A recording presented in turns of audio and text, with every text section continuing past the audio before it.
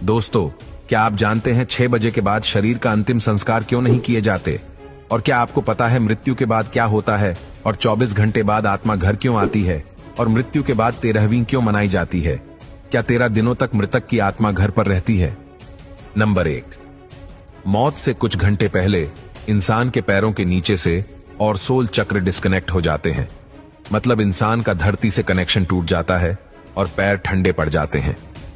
Number 2, मरने के बाद इंसान का उसका संपूर्ण जीवन जन्म से लेकर मृत्यु तक फ्लैशबैक की तरह स्पीड से दिखता है।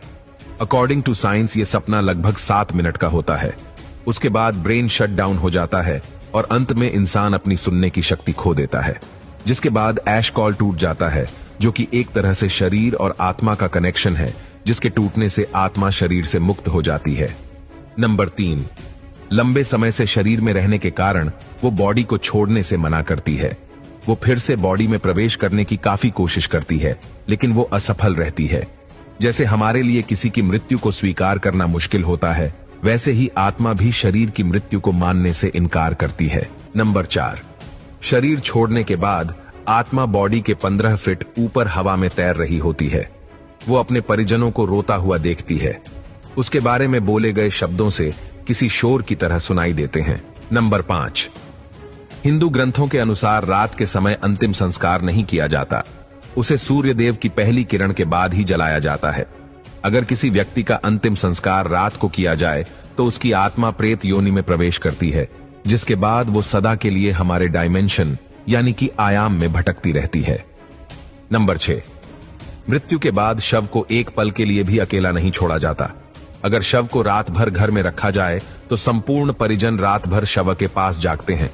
एक बार एक गांव में एक शव को कुछ पलों के लिए अकेला छोड़ दिया गया, जिसके बाद बाहरी प्रेतों ने उसके ऊपर कब्जा कर लिया और मृत बॉडी ने पूरा गांव जला दिया। गांव में हनुमान जी का एक मंदिर था।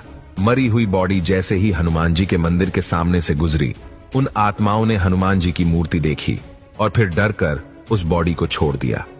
तब से लेकर आज तक कोई भी डेड बॉडी को अकेले छोड़ने की गलती नहीं करता। नंबर 7, अंतिम समय में 2 यमदूत आते हैं। वो मरने वाले के साथ जैसा उसने संपूर्ण जीवन लोगों से व्यवहार किया था, ठीक वैसा ही व्यवहार उसके साथ करते हैं। अगर मरने वाला अच्छा आदमी है तो इजीली प्राण त्याग देता है, परंतु वो पापी है तो यमदूतों के टॉर्चर से वो तड़प तड़प कर मरता है। नंबर 8, जिसके बाद आत्मा को एक प्रकाशमय गुफा से होते हुए यमदूत यमलोक लेके जाते हैं। रास्ते में वैतरणी नदी पार करते हुए आत्मा को जाना होता है। ये नदी आग से लथपथ होती है। जिसने अच्छे कर्म किए हैं वो इजीली इस नदी को पार कर लेता है, लेकिन अगर कोई पापी व्यक्ति है तो उसे काफी पीड़ा भोगनी पड़ती है। नंबर 9, उसके बाद उस आत्मा को यमराज के सामने खड़ा कर दिया जाता है। फिर चित्रगुप्त जी उस व्यक्ति के पाप और पुण्य का लेखा जोखा यमराज के सामने रखते हैं। उसके कर्मों के आधार पर उसे स्वर्ग या नरक भेजा जाता है। गरुड़ पुराण के अनुसार कुल 36 प्रकार के नरक है।